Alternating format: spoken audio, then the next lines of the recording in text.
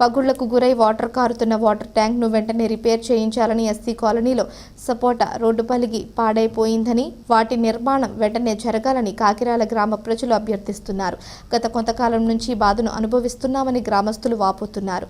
కొన్ని సంవత్సరముల క్రితం దీని నిర్మాణం జరిగింది. కాలక్రమేణా ఈ వాటర్ ట్యాంక్ శిథిల వ్యవస్థకు చేరిందని గ్రామస్తులు చెబుతున్నారు.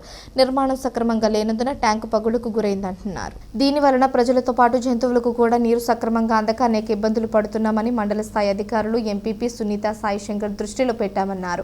వెంటనే ఎంపీపీ ఏచూరి సునీత సాయిశంకర్ స్పందించి నిధులను సమకూర్చి బోర్ పంపును వేయించారని తెలిపారు. కొంతమేరకు గ్రామస్తులు సంతోషిస్తున్నారు. అదేవిధంగా ట్యాంక్ నిర్మాణం, ఎస్సీ కాలనీలో పెగిలిన రోడ్డు నిర్మాణం కూడా జరిగితే బాగుంటుందని గ్రామ పెద్దలు అనుకుంటున్నారు.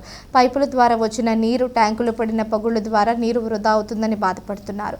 నీరు వృధా కాకుండా పగిలిన పగుళ్లను పూర్తి చేసి కొంతమేరకు నీరు నిల్వ చేసుకునే అవకాశం ఉంటుందేమోనని అనుకున్నారు. కానీ శాశ్వత పరిష్కారం జరగాలి అంటే కూటమి ప్రభుత్వం ద్వారా వెంటనే నిధులు సమకూర్చాలని ఎమ్మెల్యే జోలకంటి బ్రహ్మానందరెడ్డిని గ్రామస్తులు కోరుతున్నారు. నీళ్ళు ఉంటాయంటే చూస్తే నీళ్ళు చుట్టుకుంటా వాళ్ళతో తగులు అవుతున్నాయి. ఇవోటి చేయలేకపోతే మీ రేంటికి గవర్నమెంట్లో ఎందుకు, ప్రెసిడెంట్ రేంటికి అని బాధ చేస్తాను. ప్రెసిడెంట్ ఎవరు మీకు? నేను ఇప్పుడు ప్రస్తుతానికి నన్ను ఉంచాను. ఏం పేరు? నా పేరు నర్సిరెడ్డి. నర్సిరెడ్డి. సరే, మరి దాని కింద గ్రాంట్ శాంక్షన్ చేయించుకో. అడిగావా? అడిగితే చూద్దాంలే అంటున్నా ఎమ్మెల్యే గారు.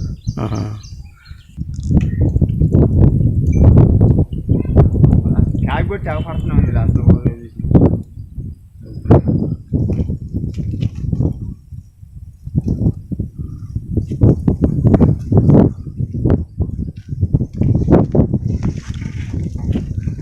రెడ్డి గారు, మీ ఇంటి పేరు ఏం పేరు? మా ఇంటి పేరు అన్నపరెడ్డి. అన్నపరెడ్డి. అన్నపరెడ్డి నర్సిరెడ్డి. సొంతూరు